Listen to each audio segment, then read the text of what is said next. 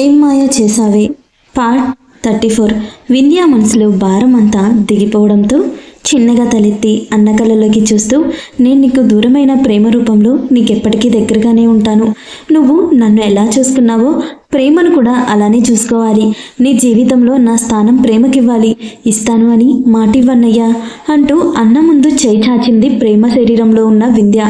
ఆ వింధ్య మాటల్లోని అంతరార్థం అర్థం చేసుకున్న నిశ్చయ్ కార్నర్ స్మైల్తో ప్రేమగా చెల్లెలి నుదుటిని ముద్దాడి ఆమె చేతిలో చెయ్యేసి మాటిస్తూ, ఐ ప్రామిస్ యూ విను, ప్రేమ నిన్నెలా చూసుకున్నానో అలానే చూసుకుంటాను.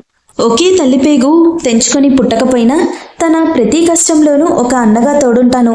అన్ని వేళలా తనని రక్షించే రక్షగా ప్రేమ వెన్నంటే ఉంటాను అని నమ్మకంగా మాటిచ్చాడు నిశ్చయ్. తను కోరుకున్న విధంగా తన అన్న తనకు మాటిచ్చేసరికి వింధ్య సంబరంగా తన అన్నను చుట్టేసి, ఆజిలా నువ్వు కూడా ప్రేమను యాక్సెప్ట్ చేయడానికి టైం పడుతుంది అనుకుని భయపడ్డాను.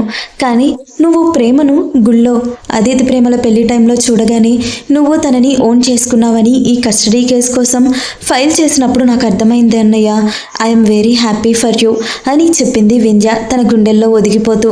వింధ్య మాటలకు నిశ్చయ్ అదితి పెళ్లి చేసుకోబోతున్నాడు అని తెలియగానే వెంటనే విజయవాడ బయలుదేరడం, దారిలో ఉండగానే అదిత్ ఎవరిని పెళ్లి చేసుకోబోతున్నాడు, ఆ అమ్మాయి ఎవరు, ఎలాంటిది అని తెలుసుకోవడం, ప్రేమ వ్యక్తిత్వం, మంచి మనసు, అన్వి పట్ల ఆమె చూపించే నిస్వార్థమైన ప్రేమ అన్నీ తెలుసుకున్న నిశ్చయ్ చాలా సంతోషించాడు. అన్వికి ప్రేమ రూపంలో తల్లి ప్రేమ దొరికినందుకు చాలా సంతోషించాడు. కానీ కరెక్ట్గా గుళ్ళో అడుగుపెట్టిన నిశ్చయ్ అదితి మొహంలో అసహనం, చిరాకు, బాధ, కోపం అన్నీ చూడగానే అతను ఆ పెళ్లి కేవలం తన బిడ్డ కోసమే చేసుకున్నాడు అని అర్థం చేసుకోవడానికి నిశ్చయ్కి పెద్ద టైం పట్టలేదు. అర్థమైన మరుక్షణం అతని చూపు ప్రేమ మీదే నిలిచింది. ఆమె కళ్ళల్లో అన్వి మీద ఎంత ప్రేముందో అంతే ఆరాధన. అదితిని ఆమె చూస్తున్న చూపులో స్పష్టంగా తెలిసుండేసరికి అదితి ప్రేమకు ప్రేమే పూర్తి అర్హురాలు అని భావించిన నిశ్చయ్ ఎలా అయినా ఇద్దరిని ఒకటి చేసి వింధ్య ఆఖరి కోరిక తీర్చాలి అనుకున్నాడు. ఆ నిర్ణయం ఫలితమే అతను కోర్టులో అన్వి కోసం వేసిన కస్టడీ కేసు. ఈ కేసు ఫలితమే ఈరోజు అదితి మనసులో వచ్చిన మార్పు. ఇవన్నీ ఫ్లాష్లా గుర్తు రావడంతో అందమైన చిరునవ్వు నిశ్చయ్ పెదాల మీద విరబూసింది. వింధ్య మాటలు బట్టి నిశ్చయ్ ఇదంతా కావాలనే చేశాడు. పైగా ప్రేమ గొప్పతనం, తన జీవితంలో ఆమె ఇంపార్టెన్స్ తెలియజేయడానికి చేశాడు అని అర్థం చేసుకున్న అదిత్కి ఎందుకో కోపం రాలేదు, కానీ చాలా సంతోషంగా అనిపించింది. నిశ్చయ్ ప్లేస్లో వేరే ఎవరున్నా ఖచ్చితంగా ప్రేమను యాక్సెప్ట్ చేయడం అనేది అసలు జరిగే విషయమే కాదు. కానీ నిశ్చయ్ ప్రేమను తన సొంత చెల్లెలుగా యాక్సెప్ట్ చేయడమే కాదు, ఆమె జీవితంలో ఇష్టం లేకుండా అడుగుపెట్టిన తన మనసు మార్చడానికి ఇంత చేశాడు అని అర్థమవుతుంటే చాలా సంతోషంగా అనిపించింది అదిత్కి. కాసేపటికి ఆ అన్న చెల్లెలు కబుర్ల మధ్యలో నిశ్చయ్ ఏదో ఆలోచనలో పడడం గమనించిన వింధ్య, ఏమైందన్నయ్యా అని అడగడంతో నిశ్చయ్ ప్రేమ అని ఆలోచిస్తూనే, ప్రేమ ఆ రోజు నువ్వు చెప్పిన అమ్మాయి ఇద్దరు ఒకరేనా వీను అని అడిగాడు. తను అన్న అంత సడన్గా అలా అడగడం, అది కూడా అదిత్ ఆ ప్రశ్న స్టన్ అయి చూస్తుండేసరికి వింధ్య మనసులో ఏదో తెలియని భయం మొదలైంది. తన అన్న ప్రశ్నకు సమాధానం చెప్పలేక మౌనం దాల్చడంతో నిశ్చయ్కి క్లారిటీ వచ్చేసింది, ఇద్దరూ ఒకరే అని. కానీ అతని మనసుని మరో ప్రశ్న తోలిస్తుంటే అదిత్ అక్కడే ఉన్నాడు అన్న విషయం అప్పుడు గుర్తుకొచ్చింది నిశ్చయ్కి. దాంతో ఇంకేం మాట్లాడలేక మౌనంగా ఉండిపోయాడు నిశ్చయ్. ఆ ఇద్దరి మాటలు బట్టి, ప్రవర్తన బట్టి ఆ ఇద్దరు తన దగ్గర ఏదో విషయం దాస్తున్నారు అని అర్థం చేసుకున్న అదిత్, అసలు మీరేం మాట్లాడుతున్నారు, ఎవరి గురించి మాట్లాడుతున్నారు అని అడిగాడు కాస్త కోపంగా. అదిత్ కోపం చూసిన వింధ్య, అది ప్లీజ్ నువ్వు అనుకుంటున్నట్టు ఏం లేదు, నా మాట విను అని అతనికి ఎలాగోలా అతి కష్టం మీద నచ్చజెప్పి ఆఖరిగా అన్న కౌగిలిలోని ప్రేమ శరీరం నుండి బయటకు వెళ్ళిపోయింది వింధ్య. ఎప్పటిలానే వింధ్య తన శరీరాన్ని వీడడంతో నిస్తూవగా నిశ్చయ్ గుండెల మీద స్పృహ తప్పి పడిపోయింది ప్రేమ. ఆ పరిస్థితి ఆల్రెడీ అదిత్ ఫేస్ చేశాడు కాబట్టి ప్రేమ పరిస్థితి చూసి కంగారు పడుతున్న నిశ్చయ్తో, టెన్షన్ పడకురా, టీచర్ అమ్మకి ఏం కాదు, కాసేపట్లో స్పృహలోకి వస్తుంది అంటూ నిశ్చయ్ చేతుల్లో ఉన్న ప్రేమను తన చేతుల్లోకి తీసుకుని అప్పటికే వైభవ్ మరో కార్ ఇంటి నుండి పంపించడంతో కార్ వెనుక సీట్లో ప్రేమను జాగ్రత్తగా పడుకోబెట్టి డ్రైవర్ని క్యాబ్లో కానీ ఆటోలో కానీ ఇంటికి తిరిగి వెళ్ళిపోమని పంపించి పక్కకి తిరిగి సరికి నిశ్చయ్ కార్డులో ఉన్న ప్రేమ వైపే చూస్తూ కనిపించాడు. ఆదిత్ నిశ్చయ్ భుజం మీద చేయి వేసేసరికి అతను చూపు మరల్చకుండా ప్రేమను అలానే చూస్తూ, వీణుని దూరం చేసుకొని చీకట్లో జీవోత్సవంలా బ్రతుకుతున్న మన జీవితంలోకి దేవుడు పంపిన వెలుగు రేఖరా ప్రేమను మాత్రం జాగ్రత్తగా కాపాడుకోవడం మన బాధ్యత అని ఆదిత్ని హగ్ చేసుకొని ప్రేమ జాగ్రత్త అని చెప్పి గతం కళ్ళు ముందు మెదులుతూ మనసంతా భారంగా మారడంతో వెంటనే అక్కడి నుండి తన గెస్ట్ హౌస్కి బయలుదేరాడు నిశ్చయ్. గెస్ట్ హౌస్కి చేరుకోగానే చెల్లెలి ఫోటో ముందు కూర్చొని కళ్ళు మూసుకున్న నిశ్చయ్ ఆలోచనలు పూర్తిగా గతంలోకి వెళ్ళాయి. ఇటు ఆదిత్ని కూడా నిశ్చయ్ మాటలు డిస్టర్బ్ చేయడంతో కారు ఒక నిర్మానుష్య ప్రదేశానికి తీసుకెళ్లి ఆపి వెనుక సీట్లో ఇంకా స్పృహలోకి రాని ప్రేమ తలను తన ఒడిలోకి తీసుకుని ఆమె తల నిమురుతూ వెనక్కి వాలి కళ్ళు మూసుకున్న ఆదిత్ కూడా కనురెప్పల మాటన కదలాడుతున్న గతం తాలూకు జ్ఞాపకాల్లో ప్రవేశించాడు. గతం విజయవాడ బృందావనం. చంద్రశేఖర్ వైశాలి గారులది పెద్దలు కుదిర్చిన వివాహం. చంద్రశేఖర్ గారు ఇష్టంగా కష్టపడి సొంతగా కంపెనీ స్థాపించుకున్న టైంలో వైశాలి గారు ఆదిత్కి జన్మించారు.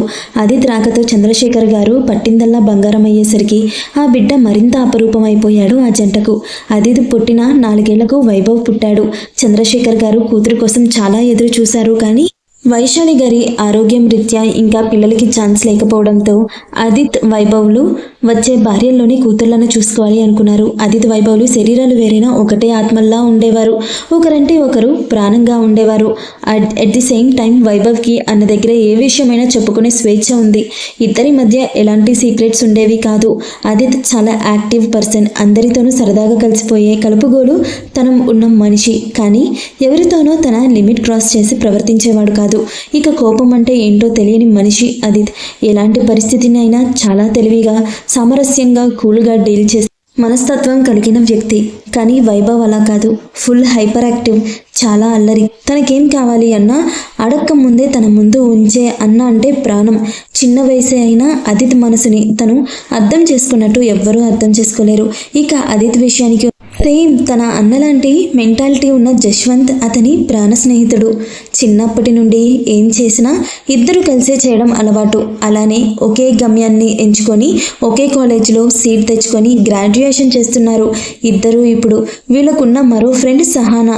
అసలు ఆమెకు లేనిదే సహనం. ఈ ముగ్గురు స్కూల్ ఫ్రెండ్స్. సహానా మనస్తత్వం వీళ్ళతో కలవకపోయినా సహానా చిన్నప్పటి నుండి వీళ్ళతో తప్ప ఎవరితోనూ పెద్దగా కలిసేది కాదు. పైగా డబ్బుంది అన్న పొగరు, అవసరానికి మించి ఒక రేంజ్లో ఉండడంతో తనతో ఎవరైనా మాట్లాడినా నిర్లక్ష్యంగా ప్రవర్తించేది సహానా. కానీ ఆ పొగరు ఎప్పుడూ ఆదిత్ జశ్వంతుల కంట్లో పడనివ్వలేదు ఆమెకు జశ్వంత్ అంటే అభిమానం, ఆదిత్ అంటే పిచ్చి. అందుకే ఆ ఇద్దరి దగ్గర తన ఒరిజినాలిటీ బయటపెట్టకుండా ఇంటర్ వరకు నెట్టుకొచ్చింది. ఆ తర్వాత కూడా ఆదిత్ జశ్వంతులు లోకల్ కాలేజీల్లోనే చదవడానికి ప్లాన్ చేసుకుంటున్నారు అని తెలిసి ఇద్దరిని స్టేట్స్ వెళ్ళి చదువుకుందాం అని చాలా బ్రతిమలాడింది. ఇద్దరూ ససేమిరా అనడంతో తను మాత్రం లండన్ వెళ్ళిపోయింది. అప్పటికే ఆదిత్ అంటే ఆమెకున్న పిచ్చి మాటల్లో వర్ణించలేనిది. కనీసం తమతో చదువుకునే క్లాస్మేట్స్ ఆదిత్తో మాట్లాడడానికి ప్రయత్నించినా వాళ్ళతో చాలా రూడ్గా బిహేవ్ చేసి వాళ్ళు కనీసం ఆదిత్ని చూడడానికి కూడా భయపడేలా చేసింది. ఇప్పుడు లండన్ వెళ్ళేది అన్న మాటే కానీ ఆమె ధ్యాస మాత్రం చదువు మీద పెట్టలేకపోతుంది. ఆదిత్తో తను లండన్కి వచ్చే ముందు నేను నిన్ను ప్రేమిస్తున్నాను ఆది అని చెప్పాలనుకుంది. కానీ ఆదిత్ మనస్తత్వం ప్రకారం అది అట్రాక్షన్ అని ఎక్కడ కొట్టి పడేస్తాడో అన్న భయంతో తిరిగొచ్చి తన మనసులో మాట చెప్పి ఆదిత్ జీవితంలోకి భార్యగా అడుగు పెట్టాలనుకుంది. అందుకే చదువు మీద ధ్యాస పెట్టలేక అక్కడ ఇండియాలో ఉన్న ఆదిత్ ఎవరి ప్రేమలో అయినా పడతాడేమో అన్న పిచ్చి భయంతో రోజు ఓ యుగంలా గడుపుతుంది. ఆ పిచ్చి భయంతోనే డైలీ ఆదిత్ జశ్వంతులకు కాల్ చేసి వాళ్ళ డే అంతా ఎలా గడిచిందో కనుక్కునేది. ఆమెకు రోజు గడవదు. ఆమె దురదృష్టమో అదృష్టమో కానీ ఆమె అక్కడ కాలేజీలో జాయిన్ అయిన దగ్గర నుండి ఆమె మీద క్రష్ ఫీలింగ్ ఏర్పడింది. ఆమె క్లాస్మేట్ మైకేల్కి. అతను ఆమెలా అంత రిచ్ పర్సన్ ఏం కాదు, కానీ తప్పుడు దారిలో తొందరగా డబ్బు సంపాదించవచ్చు అన్న భావం అతనిది. కొంచెం క్రిమినల్ మైండ్ ఉండడం వల్ల తప్పుడు దారులకు తొందరగా అట్రాక్ట్ అయ్యే మనస్తత్వం. అతనిది క్రమాన ఆమెకు అదిత్ మీదున్న పిచ్చిలానే అతనికి కూడా ఆమె అంటే అదే రకం పిచ్చి ముదిరింది. కానీ ఎవరితోనూ కలవని సహన అతి తక్కువ సమయంలోనే అతనితో కలిసి ఫ్రెండ్షిప్ చేయడంతో ఆమె మెంటాలిటీ బాగా అర్థం చేసుకున్న మైకేల్ తన ఫీలింగ్స్ ఏమీ కూడా బయటపడకుండా చాలా జాగ్రత్త పడేవాడు. సహన మాత్రం కొన్నాళ్ళు గడిచేసరికి అతనికి అక్కడ ఉన్న ఒకే ఒక్క ఫ్రెండ్ మైకేలే కావడంతో నెమ్మదిగా తనకి అదిత్ మీదున్న ఫీలింగ్స్ బయటపెట్టి అతనంటే తనకి ఎంత పిచ్చో చెప్పడంతో మైకేల్కి సహానా పిచ్చి చూసి ఆమె అంటే ఇంకా పిచ్చి పెరిగింది. సహానాకి అదిత్ని సొంతం చేసుకోవాలి అనే పిచ్చి, మైకేల్కి సహానా కోరుకుంది ఆమె సొంతం చేయడం పిచ్చి. అలా 3 ఏళ్ళు గడిచాయి. అదృష్టం కొద్దీ అప్పటి వరకు అదిత్కి ఎంతమంది అప్సరస్సులు ప్రపోజ్ చేసినా అతను సున్నితంగా తిరస్కరించడంతో జశ్వంత్ ద్వారా విషయం తెలుసుకొని తర్వాతి సంవత్సరం ఎలాగోలా కష్టపడి స్టడీస్ కంప్లీట్ చేసుకొని ఇండియాలో ల్యాండ్ అయ్యి అదితి జీవితం లెఫ్ట్ లెగ్ పెట్టేయాలి అని చాలా గట్టిగా ఫిక్స్ అయ్యింది సహానా. 6 నెలలు గడిచేసరికి సెమిస్టర్ హాలిడేస్ రావడంతో అదిత్ జశ్వంతులు సరదాగా బెంగళూరు ట్రిప్ ప్లాన్ చేసుకున్నారు. అదే విషయం సహానాకి కూడా చెప్పడంతో బాగా ఎంజాయ్ చేసి రండి అని చెప్పింది. అదిత్ జీవితంలోకి అతన్ని ప్రాణంగా ప్రేమించే అమ్మాయి అడుగుపెట్టి అతన్ని జీవితాన్ని మార్చబోతుంది అని తెలియని సహానా 4 రోజుల తర్వాత బెంగళూరు స్టార్ట్ అయ్యారు. అదిత్ జశ్వంతులు వాళ్ళు వచ్చేసరికి మధ్యాహ్నం అయిపోవడంతో ఆ రోజుకి బాగా రెస్ట్ తీసుకొని మరుసటి రోజు సైట్ సీయింగ్కి బయలుదేరారు. ముందుగా అదిత్కి ఆర్ట్ అంటే ఉన్న మక్కువతో బెంగళూరులోని national gallery of modern art NGMAకి బయలుదేరారు. వీళ్ళు క్యాబ్ బుక్ చేసుకోవడం వల్ల డ్రైవ్ చేస్తుంటే వీళ్ళు మాట్లాడుకుంటూ ఉన్నారు. ఇంతలో అనుకోకుండా డ్రైవర్ సడన్గా ఒక్కసారిగా బ్రేక్ వేయడంతో కంగారుగా ముందుకు చూసిన అదిత్కి blue jeans, white crop top, శంఖం లాంటి మెడలో సన్నని gold chain with locket lip balm వల్ల మెరుస్తున్న ఎర్రటి పేదాలు, కోపంతో ఎరిపెక్కిన చెక్కిళ్ళు, చిన్న ముక్కు విత్ నోస్ పిన్, చేపపిల్లల్లా కదలాడుతున్న అందమైన కళ్ళు, విశాలమైన నుదురు, మొత్తంగా మోడర్న్ ముద్దుగుమ్మలా ఉన్న అమ్మాయి కోపంగా వీళ్ళ క్యాబ్ డ్రైవర్తో గొడవ పడుతూ కనిపించింది. మొదటి చూపులోనే అదిత్ మనసుని కొల్లగొట్టి తన నుండి చూపు తిప్పుకోకుండా చేసిన ఆ అమ్మాయిని రెప్ప వేయడం మరిచి ఆమెని చూస్తూ ఉండిపోయాడు. కానీ జశ్వంత్కి ఆ అమ్మాయి ఎందుకో అలా గొడవ పడుతుందో అర్థం కాక వాళ్ళు కన్వర్సేషన్ అంతా కన్నడలో జరుగుతుంటే విసుగ్గా రే ఆది ఏంట్రా వీళ్ళ గోల అంటూ అదిత్ భుజం మీద చెయ్యేశాడు. జశ్వంత్ స్పర్శకు తేరుకున్న అదిత్ రియాక్ట్ అయ్యేలోపే మేడం అంటూ తమ క్యాబ్ డ్రైవర్తో గొడవ పడుతున్న ఆ అమ్మాయిని ఒక 2 బ్లాక్ డ్రెస్లో ఉన్న కండలు తిరిగిన శరీరం కలిగిన వ్యక్తులు బలవంతంగా ఒక కారులోకి ఎక్కించడం, క్షణాల్లో ఆ కారు ఆవెనకే మరో కారు అక్కడి నుండి దూసుకొని వెళ్ళడం జరిగింది. అసలేం జరిగిందో అర్థం చేసుకోవడానికే అదిత్ జశ్వంత్లకు చాలా టైం పట్టింది. అర్థమైన కంగారుగా కార్ దిగబోతున్న టైంలో క్యాబ్ ముందుకు కదలడంతో అదిత్ తన ప్రయత్నం విరమించుకొని ఆ అమ్మాయి గురించే ఆలోచిస్తూ అసలు ఎవరు నువ్వు, ఎందుకు నిన్ను వాళ్ళు అలా బలవంతంగా తీసుకువెళ్తున్నారు అని ఆలోచిస్తూనే వాళ్ళ ఆ అమ్మాయిని మేడం అనడం గుర్తొచ్చి పిచ్చెక్కుతున్నట్టు అనిపిస్తుంటే ఇంతలో క్యాబ్ ఆగడంతో తేరుకొని కష్టంగా ఆ అమ్మాయికి సంబంధించిన ఆలోచనలను ప్రస్తుతానికి పక్కన పెట్టి ఆర్ట్ గ్యాలరీ పరిశీలించి చూడడం మొదలుపెట్టాడు అదిత్. బన్సర్డి వేగంగా ముందుకు దూసుకెళ్లిన ఆ 2 కార్లు వచ్చి ఒక పెద్ద విల్లా ముందు ఆగాయి. కారు ఆగగానే అందులో అప్పటి వరకు గొడవ చేసిన ఆ అమ్మాయి సైలెంట్గా కారు దిగి విసురుగా లోపలికి వెళ్ళేసరికి హాల్లో ఒక 6 అడుగుల ఆజానుబావుడు సీరియస్గా ఏవో బిజినెస్ ఫైల్స్ చెక్ చేస్తుంటే అతని PA ఏవో డీటెయిల్స్ చెప్తూ ఉన్నాడు. అతన్ని చూడగానే ఆ అమ్మాయి పరుగున వెళ్ళి అతన్ని చుట్టేసి ఐ మిస్ యూ అన్నయ్య, ఎప్పుడొచ్చావు? ఢిల్లీ నుండి అని అడిగింది. ఆమె ప్రశ్నకు నిశ్చయ్ చిన్న చిరునవ్వుతో చెల్లెలి వింధ్య నుదుటిన ముద్దాడి I miss you too Veenu, అందుకే వచ్చానురా అని చెప్పాడు చెల్లెలి తల నిమురుతూ. నిశ్చయ్ శ్రీనివాస్ ఇండియాలోనే 1 ఆఫ్ ది టాప్ రిచెస్ట్ ఫ్యామిలీకి చెందినవాడు. కానీ అంత డబ్బున్నా ఏనాడు ఎవరి దగ్గర పొగరు చూపించి ఎరగడు. సహజంగా అతనిలో రూలింగ్ క్వాలిటీ, గంభీరత్వం అతన్ని సింహంలా చూపిస్తుంది. కానీ తన ఇంట్లో పనిచేసే పని వాళ్ళతో కూడా గౌరవంగానే మసులుకుంటాడు. నిశ్చయ్ తల్లి తన చిన్నతనంలోనే క్యాన్సర్ వల్ల చనిపోవడంతో తనకంటూ మిగిలిన చెల్లెలు వింధ్యాలోనే అమ్మను చూసుకుంటూ చెల్లెలికి అన్నీ తానే పెంచాడు. ఒక్క మాటలో చెప్పాలంటే నిశ్చయ్ నిశ్చయ్ ప్రాణం వింధ్య. వీళ్ళకి తండ్రి ఉన్నా లేనట్టే. ఆయన భార్య చనిపోయిన 2 రోజులకే శరీర సుఖం కోసం మరో ఆమెను పెళ్లి చేసుకొని ఇంట్లో అడుగు పెట్టగానే నిశ్చయ్ చెల్లెలిని తీసుకొని అంత చిన్న వయసులోనే తల్లి కట్నం తెచ్చుకున్న బెంగళూరులోని మరో విల్లాలోకి వెళ్ళిపోయాడు. వాళ్ళు అలా వెళ్ళగానే తనకి ప్రైవసీ దొరికింది అని మురిసిపోయాడే కానీ చిన్నపిల్లలు ఒంటరిగా ఏం తిప్పలు పడుతున్నారు అని అప్పటి నుండి ఏనాడు వాళ్ళ గురించి ఆలోచించలేదు ఆ తండ్రి. కానీ ఓ తండ్రిగా నెల నెల నిశ్చయ్ని కేర్ చేస్తున్న అతని పిఏ అకౌంట్కి ఖర్చుల కోసం డబ్బు మాత్రం భారీ మొత్తంలో వేసేవారు. తల్లి పేరు మీదే కొన్ని కోట్ల ఆస్తి ఉండడం వల్ల తండ్రి దగ్గర నుండి వచ్చిన ఒక్క రూపాయిని కూడా తాకేవాడు కాదు నిశ్చయ్.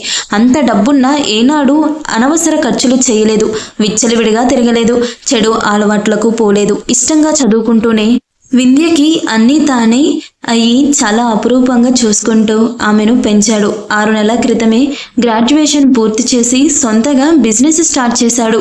ఇప్పుడు ఆ పని మీదే ఢిల్లీ వెళ్ళి వచ్చాడు. ఇక వింధ్య విషయానికి వస్తే తల్లి లేకపోయినా తండ్రి ఉన్న అన్నీ తానే అయి పెంచిన అన్నంటే ఆమెకు ప్రాణం. తనేం అడిగినా తన అన్న కాదనడు. కానీ అన్న మాటకు ఎదురు చెప్పడం వింధ్యకు తెలీదు. ఒక్క మాటలో చెప్పాలి అంటే తనకి ఎలాంటి లోటు లేకుండా తనలోనే అన్ని బంధాలను ప్రేమను అందిస్తూ తనని ఒక గాజు బొమ్మలో చూసుకునే అన్నంటే దైవంతో సమానం. ఇప్పుడు వింధ్య గ్రాడ్యుయేషన్ ఫైనల్ ఇయర్ చదువుతుంది. తన గుండెల మీదున్న చెల్లెలు ఏదో ఆలోచనల్లో ఉండడం గమనించిన నిశ్చయ్, ఏమైంది బేబీ, మళ్ళీ ఆ సేవియర్ ఏమైనా కనిపించాడా అని అడిగాడు చెల్లెలు మొహంలో భావాలు పసిగడుతూ.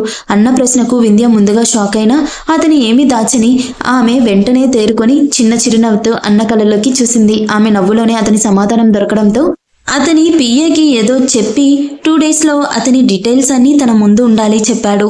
నిశ్చయ్ మాటనే వేదంగా భావించే అతని పిఏ అలాగే సార్ అంటూ అక్కడి నుండి సెక్యూరిటీ దగ్గరకు వెళ్ళేసరికి నిశ్చయ్ చెల్లెలు తన తల నిమురుతూ, విను, అసలు నీ మనసులో అతని మీదున్న ఫీలింగ్ ఏంట్రా అని అడిగాడు. ఆల్రెడీ తెలిసిన ఎందుకో చెల్లెలి జీవితాన్ని రిస్క్లో పెట్టడం ఇష్టం లేక అన్న ప్రశ్నకు వింధ్య చిన్న చిరునవ్వుతో, నా ఏజ్ వల్ల నాది అట్రాక్షన్ అని నువ్వు భయపడడంలో తప్పు లేదన్నయ్యా.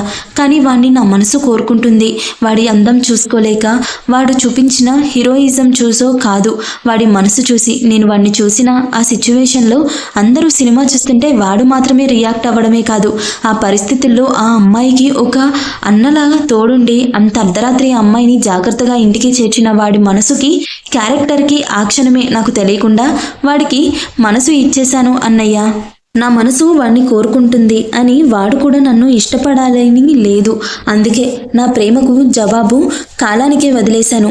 అదే కాలం ఈరోజు ఊహించని పరిస్థితిలో నా ప్రేమను తిరిగి తీసుకొచ్చి నా కళ్ళ ముందు పెట్టింది అని చెప్పింది స్థిరంగా తన మనసులో ఉన్నదంతా బయటపెట్టి.